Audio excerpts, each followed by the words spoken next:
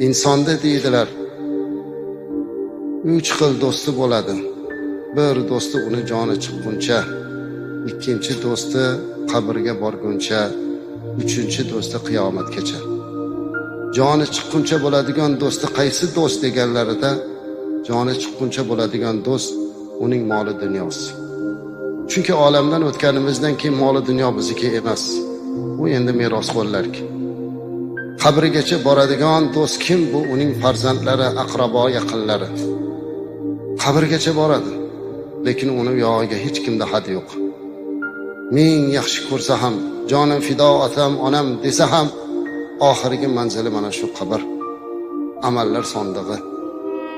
Ammo uchinchi do'st bor. Bu do'st qiyomatgacha birga turadigan do'st. Bu uning qilgan solih amallaridir. Ana shu amal xolis bo'lishligi, Alloh